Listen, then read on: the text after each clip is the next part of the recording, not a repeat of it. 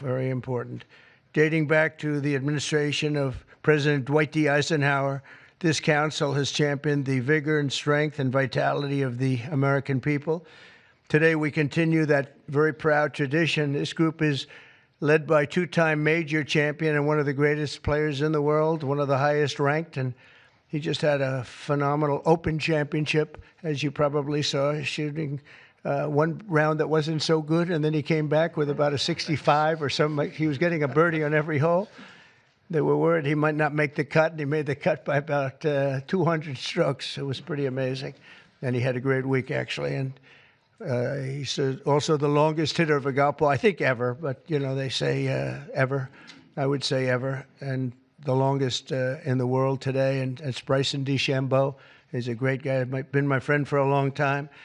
And from his storied amateur career, where he won the U.S. Amateur, I think once or twice. Did you win it? It was once, and then the NCAAs as well. Okay, you won a lot of other championships, but U.S. Amateur champion. And then, as you know, he won at Winged Foot, won the U.S. Open in Pinehurst. And Bryson has always been a phenomenal ambassador to sports and to golf, but generally to life, in my opinion. He's a smart guy and a good guy, great guy, loves our country. We're also pleased to be joined by Secretary of Health and Human Services, Robert F. Kennedy, Jr. Bobby, you do a great job. He's got some big things happening, and he's got some big statements to be made very shortly in terms of, over the next few months, in terms of what they've been doing and finding answers to some very, very important questions. Secretary of Education, Linda McMahon, who's phenomenal, wherever you may be, Linda. Hi, Linda. What are you doing back there? And look, you've been reading about her exploits and the job that she's been doing, and we're very proud of her. Council Executive Director, Catherine Granito. Thank you very much. Thank you. Great job. And several other new members of the council, including J.D. is here, our fantastic Vice President, and Scott Bessent, and we're making a lot of deals. We're making deals for trillions and trillions. Nobody's ever seen anything quite like it. We just made a couple of others a little while ago. I don't know if you'd be interested right now. I won't even bother telling you. This is about sports and about health. One of the best defensive players ever, I think probably acknowledged to be the greatest defensive player in the history of the NFL, a friend of mine for a long time. Too long, right, Lawrence? Lawrence Taylor, he's an incredible guy. And just been my friend a long time, haven't we? Huh? Knew him forever. One of the most accurate kickers in NFL history, a young guy still. He can kick it long. I think I guess he's considered the best there is in the business, Harrison Butker. So, Harrison, where are you, Harrison? He's a handsome guy, by the way. It's usually not my thing, but he is a good-looking sucker. One of the truly greatest golfers ever to play on the LPGA Tour. A lot of people say the greatest female player ever, and a lot of people would say just one of the best players ever. She's phenomenal. I've played a lot of golf with Annika Sorenstam, and she's amazing. Just had an really storied career. Hall of Famer, easily a Hall of Famer, by the way, right at the top of the list. So it's great to have you with us, Annika, and say hello to the family. And then she was here not so long ago with Gary Player, where she got the Presidential Medal of Freedom, and so did he. He's won 168 tournaments and 18 majors, 9-9, and she's the same in terms of the women's game. But that was a great time. It was a great honor to give it to you. You really deserved it. It's the highest medal you can get outside of the Congressional Medal of Honor. That's the military version, and the other is the Presidential Medal, and you got it. So thank you very much. 14-time WWE World Champion, and he's a man who you're not going to mess around with. Even Bryson said, I think I'll take a pass on him, right? You're going to take. And he's another one who's been my friend for a long time. He's really an amazing athlete. Triple H. Here he is. Oh, that's still very strong. He's a strong guy. And it's great to have you. And you felt very strongly about this, about the council. 100%. Yep. Well, it's a great honor to have you.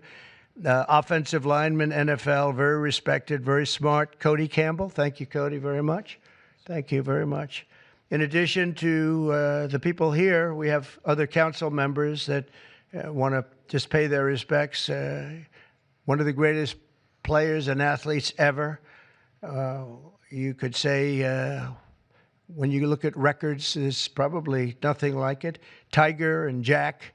This is Jack. Tiger was here not so long ago getting the Presidential Medal of Freedom also. He's a fantastic guy. And on the council, we have Jack Nicklaus, and he sends his regards. We have Gary Player, one of the greats, Nellie Corder, who's a phenomenal young, I think you'd say great young player, Annika, right? She's a fantastic person, too. NFL icons, Tony Romo, also a great football player, quarterback, also a great golfer. Nick Bosa, who's, you know him, he's a modern-day version of Lawrence. What do you think? He's pretty good, right, Lawrence? Pretty good. He is. Saquon Barkley was on the council, and Tua Tagovailoa, the quarterback, who is really he's been fantastic. He's been when he's not injured, he's great. He's got to stay healthy, but he's a great guy. NFL Commissioner Roger Goodell is on the commission. NFL Commissioner Gary Bettman, and the great one Wayne Gretzky is on, and a man who also received the Presidential Medal of Freedom, Mariano Rivera. And when I looked at his record, it was unbelievable. The Sandman, my wife said, why do they keep playing the Sandman when he walks in? And I said, because he just puts the batter to sleep. He was great. When you look at his record compared to second, and Raleigh Fingers was great, and he was really great. But when you look at the record, boy, Mariano had a record. I've never seen anything like it. He was so high up. The order that I'll sign today in a few moments directs the council to develop strategies to improve America's physical fitness and renew the American spirit, excellence, competitiveness, and sportsmanship. To that end, I'm pleased to announce that we're officially restoring the Presidential Fitness Test and the Presidential Fitness Award, and it's going to be a very big thing. From the late 1950s until the 2013, graduate scholars all across our country competed against each other in the Presidential Fitness Test, and it was a big deal. This was a wonderful tradition, and we're bringing it back. I think Bryson and everybody here wanted to see if we could bring that back, and it's turned out to be very popular to do. My administration's also pressing forward with the important reforms in sports and athletics, and the group behind me and the others that I mentioned and others that I've asked to join. We have many great athletes I've asked to join the council, and we're going to let some of them come in. But they're going to also be working on college football in terms of what happened. It's a mess. What happened?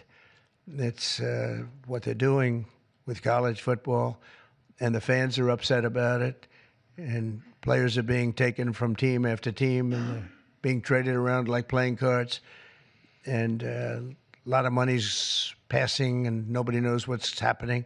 So these people behind me are going to be very much involved in figuring that whole thing out and working on it and trying to bring some sanity to that incredible, not only the football, college sports, very, very bad for women. It's very bad what's happening, because now all of a sudden there's no women that are able to get the money that they're talking about. You know, it seems to be going mostly to football, some basketball, and women's sports are being totally decimated. We know that, Annika, you know, with this. It's all going into football, and some to basketball, and everything else is being left behind.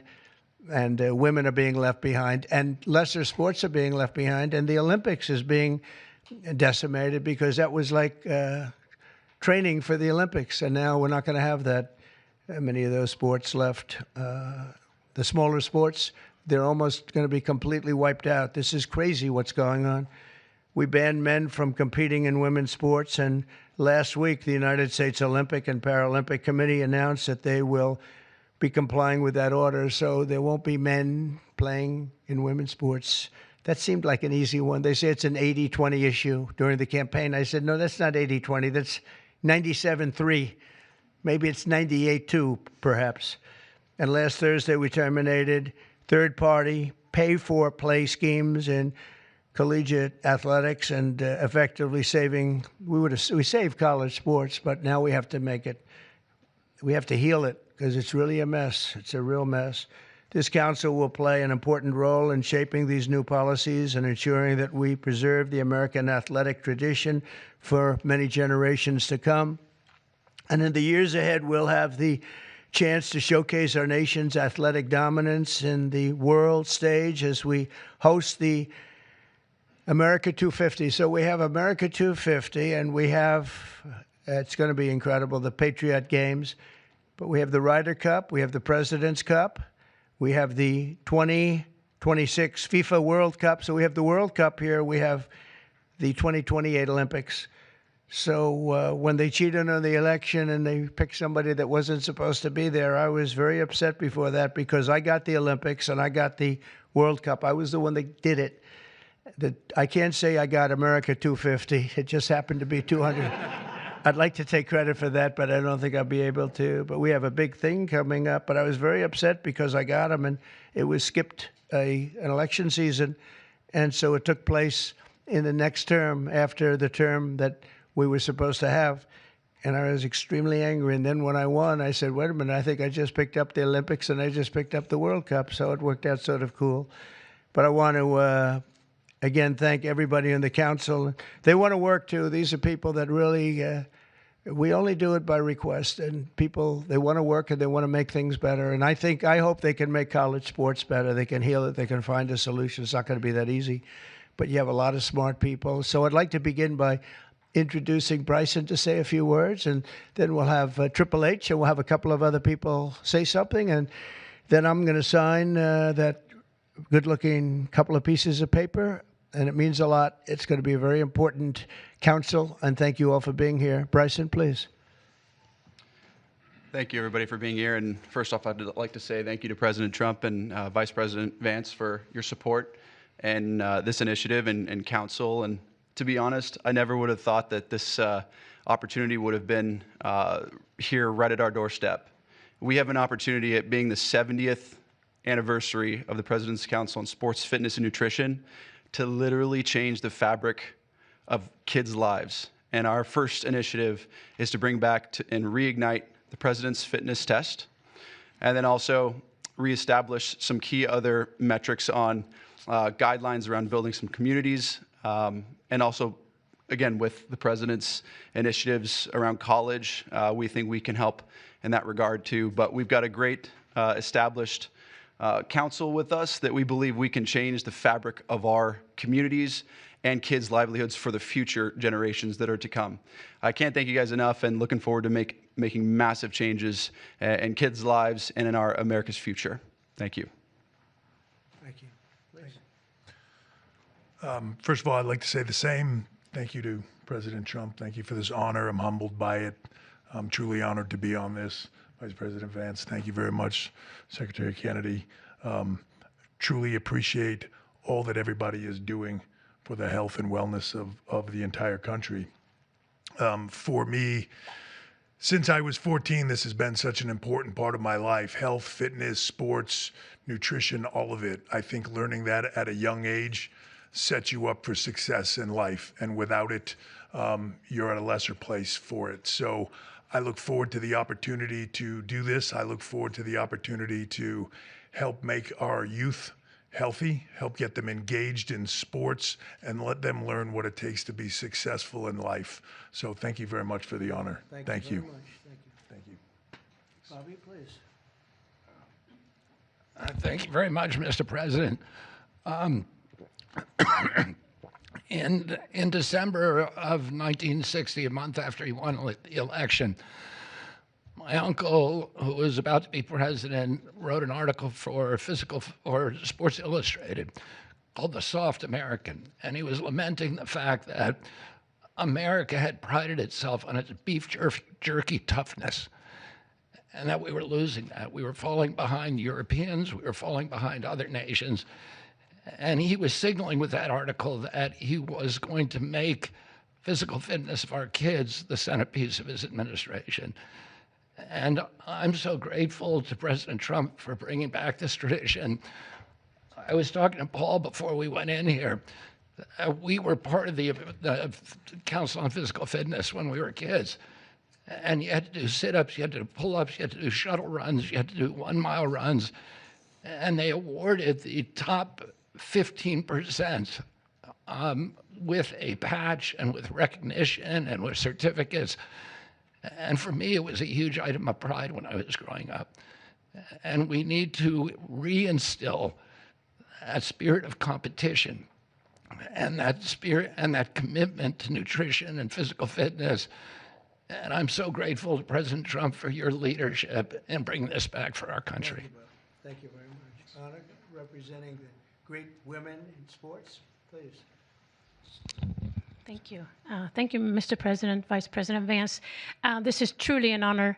I want to thank the team behind me here for giving us trust to be able to do this. Sport has always been part of my life, and the importance of living a healthy, active lifestyle is cannot be any more important than nowadays. So thank you for the trust, and I can't wait to get to work to make a difference in kids' lives, but also in people's lives. I think the time is so important.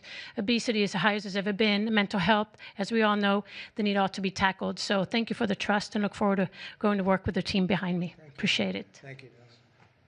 Lawrence, you want to say a few words? Come on up. Come on. He's a little shy, but once he gets going, nobody can stop. Oh, no, that don't stop.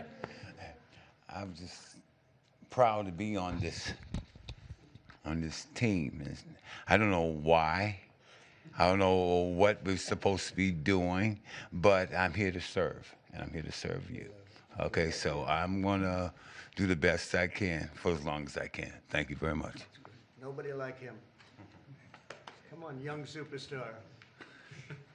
Obviously very excited to be here. Thank you, Mr. President, for allowing me to serve on the council.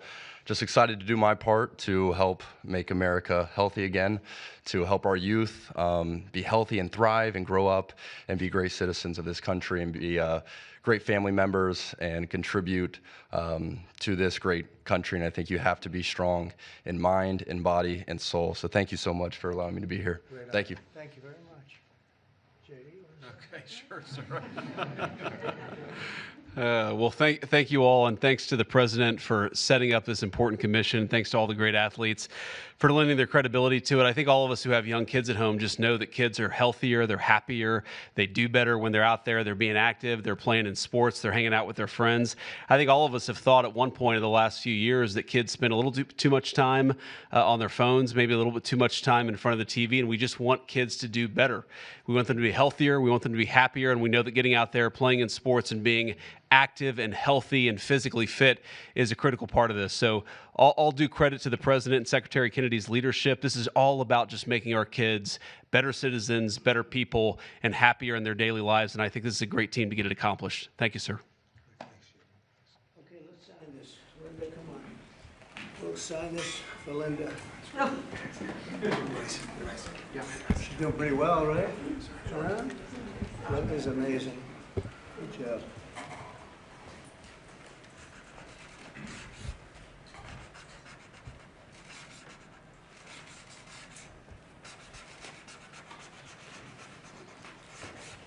Okay, we got it. I think we're good.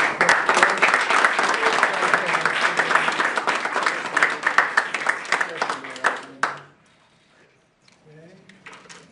We'll pass them around, please. Okay, here you go. Thank you. Okay. That is not signed with an auto pen. There's no auto pens. We don't want auto pens in the White House. Okay? Any questions, please? About it? I think probably. What has sports meant to you? And did you have a sports hero growing up? Maybe Lawrence Taylor. I don't know. It could be Lawrence. Or I know him so well. Well, a lot of sports heroes. It meant a lot. I was always a person that loved playing sports. I was good at sports. When you were really focused on sports, you thought about nothing else. There was nothing else outside. It kept you. And to an extent, this is one of the reasons I like golf. You get away for a couple of hours. I play quickly and get through it. And for 2 hours, you're not thinking about all of the nonsense and all of the important things, frankly. But cleans your mind. No, I think sports is so important. I think what this council is doing is going to be very important, and it gives you a little exercise, sometimes a lot of exercise. It's a great thing. It's a great thing. Sports are, you learn about people and you learn about how people compete. Now, it doesn't mean that if somebody's not a good athlete, a lot of people just are not good athletes, so they can't compete. But you learn about people playing sports and playing sports with and against some. So I've always loved it. It's been very important to me. These people are, inspirations. These are the top people in their individual sports. The council itself, I mean, they have some of the greatest champions, for the most part, the greatest champions in their sport. So they really understand sports, and understanding it's very important. Thank you for the question. Yeah, please. Please, go ahead. Yeah, Mr. President, can you talk about your plans for the new ballroom that was announced today? Yeah. And the $200 million, that's going to be paid for by yourself as By well me, as yeah. private donations? It's a private thing. Yeah, I'll do it, and we'll probably have some donors or whatever, but it's about $200 million. So we've been planning it for a long time. They've wanted a ballroom at the White House for more than 150 years, but there's never been a president that was good at ballrooms. I'm really good. In fact, I looked at one that we just built in Turnberry in Scotland, and it's incredible. We're good at building. I'm good at building things, and we'll get it built quickly and on time, and it'll be beautiful, top of the line. We've retained the best architects and engineers, everything else.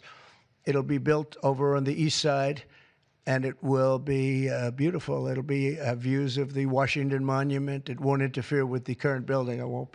It'll be near it, but not touching it, and pays total respect to the existing building, which I'm the biggest fan of. It's my favorite. It's my favorite place. I love it. But they've wanted it, and when they have big events, you entertain the president of China or the president of any place, and you have big crowds. They've always had to get a tent. And you've probably been to some of them, Bobby. When it rains, it's a disaster. And the tent's 100 yards. That's more than a football field away from the main entrance. And people are schlopping down to the tent. It's not a pretty sight. The women with their lovely evening gowns, all of their hair all done, and they're a mess by the time they get. And they've always wanted to have it. And I said, in the first term, I said, if I get another shot at this, I'm going to do a ballroom. I was pretty busy in the first because I was running the country, and I was also fighting for survival with all of the lunatics I had to beat. But it worked out, obviously, it worked out very well because here we are. But I always said I was going to do something about the ballroom because they should have one. So we'll be leaving it. It'll be a great legacy project, and I think it'll be special. You saw some renderings of the initial. I think it'll be really beautiful. No government dollars at all. No government dollars, no. Week between its executive order, trade, Russia, Gaza, but also the family of Virginia Giuffre released a statement overnight in response to some of the comments that you made this week. You said that Jeffrey Epstein stole people from Mar-a-Lago. At the time, did you know why he was taking those young women, including Virginia? No, I didn't know. I mean, I would figure it was ABC fake news that would ask that question, one of the worst. But no, I don't know really why. But I said, if he's taking anybody from Mar-a-Lago, he's hiring or whatever he's doing. I didn't like it, and we threw him out. We said we don't want him, at the place. This is a story that's been known for many years, as you know. But it's, I didn't like it that he was doing that. Yeah, please. If Canada moves forward with the Palestinian state, Say it again. If Canada moves forward with recognizing the Palestinian state, is that a deal breaker for you? Well, we're going to see. No, I didn't like what they said, but that's their opinion. I didn't like that.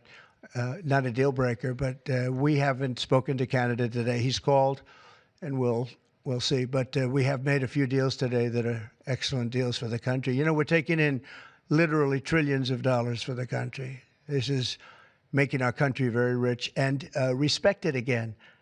We have, I tell these people, and I say it as much as I have to say it, but every leader, I was at NATO, and I was in the Middle East with the three great countries, three great leaders, Qatar, Saudi Arabia, UAE, and everybody said the same thing. All of the NATO countries, essentially, they said that we were a dead country. 1 year ago, we were a dead country. Now we're the hottest country in the world. Look at you people.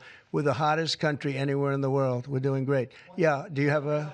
Canada currently. What's the holdup with the negotiations with Canada? Well, they have to pay a fair rate. That's all. It's very simple. They have been charging very, very high tariffs to our farmers, some over 200%. And they've been treating our farmers very badly. They've been treating our country very badly for years. And look, we like Canada. I love Canada. I have so many friends in Canada. But they've been very poorly led. They've been very, very poorly led. And all we want is fairness for our country. That's all. You know, they want to be under the, as we call it, the Golden Dome. And I said, well, you know, you're going to have to pay for that. They want a lot of things from our country, and for years we did it. We basically protect them with our military. They spend very little money on their military, as you know. Not an acceptable amount of money. Yeah, please. Thanks a lot, Mr. President. Your tariffs policy goes into effect tomorrow. Yeah. As you know, a federal appellate court today heard oral arguments about whether or not you had the authority to unilaterally impose those tariffs. I'm not going to get you to weigh in on the legal arguments, but you're weighing your decision to do that, your authority to do that, based on a 1977 law. It's never been invoked before. Why didn't you invoke this law? Well, we've been winning all along. I just want to ask you, why didn't you invoke this law in your first term? You could have taken in billions upon billions of dollars in your first term, but you waited until your second term. Yeah, because in my first term, I was fighting lunatics like you who were trying to do things incorrectly and inappropriately to a president that was duly elected. And we did do certain tariffs in the first term. If you look at China, we took in hundreds of billions of dollars from China. But when COVID came, the last thing I was going to do is tell France and Italy and Spain and a couple of other countries that we're going to hit you with tariffs. We had to fight the COVID situation when that came. But if you look at my first term, we took in hundreds of billions of dollars worth of tariffs, but you people didn't cover it very well. Mr. President, Yeah. Go ahead. Thank you so much. I'm representing the foreign poll today. I'm asking you two questions on foreign policy. The first one, do you plan to re-engage diplomatically with Iran, go with direct talks with them, or are you happy with the current situation, having no deal with Iran? Well, Iran has been acting very badly. They were decimated. Their nuclear capability, that potential, which could have happened within 3 or 4 weeks, was decimated.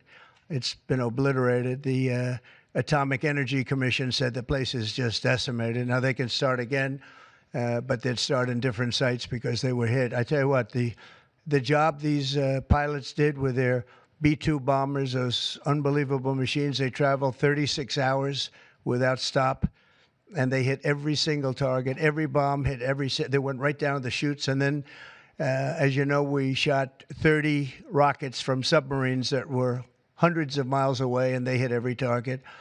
So they can start again, but they haven't been saying the right thing. I will say Iran has not been saying the right thing. They have not been speaking nicely, and they should be. Yeah, please. Yes, President Powell not lowering interest rates again. Many people say that he's playing politics with the futures of millions. Well, he of is. We call him Too Late. He's Too Late. It's his new nickname. It's Too Late Powell. He's terrible, the Federal Reserve Chairman.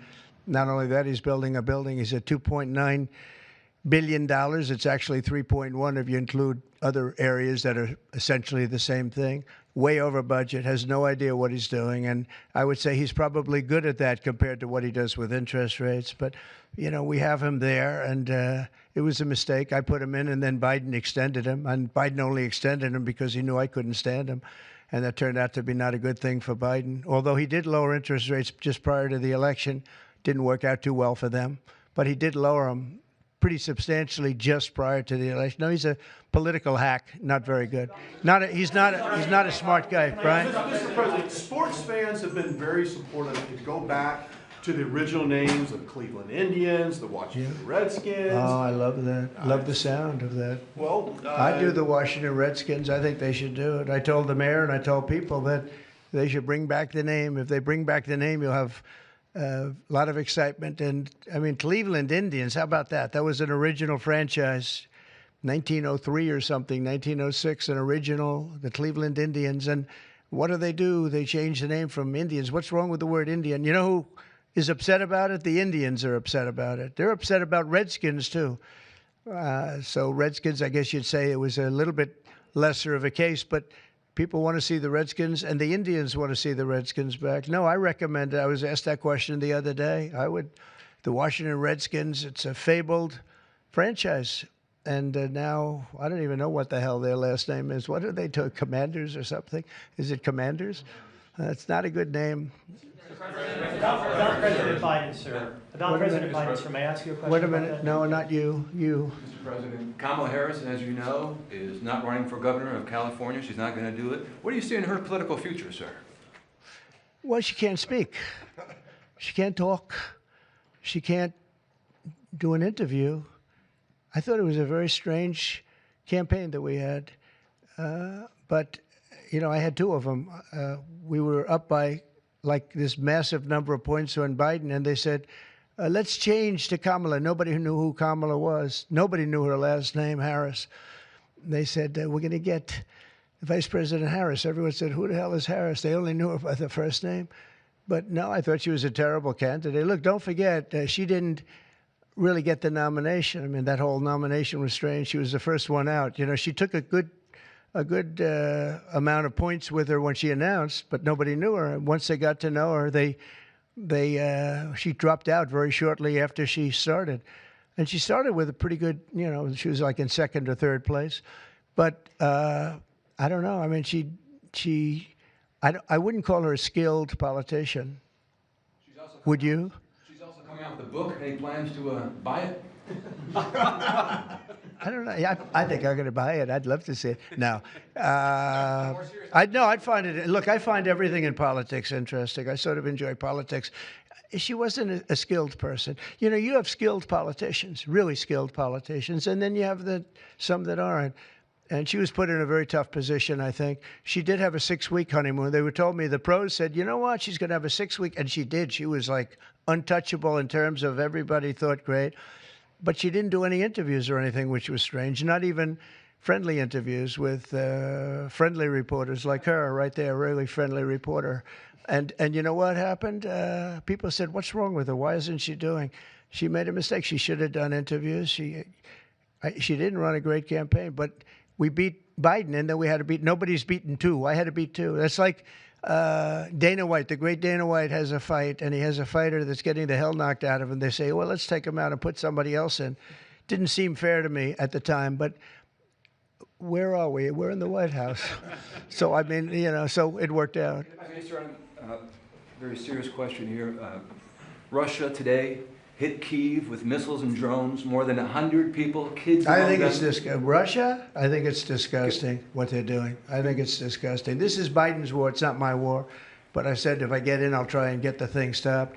But I think what Russia's doing is very sad. A lot of Russians are dying. You have a lot of Russians. More Russians are dying. But Russians are dying. Ukrainians are dying. You know, the United States isn't really involved in that war. It shouldn't be. And by the way, I made a deal with NATO where NATO pays us for everything that we send. We send them ammunition, missiles, etc.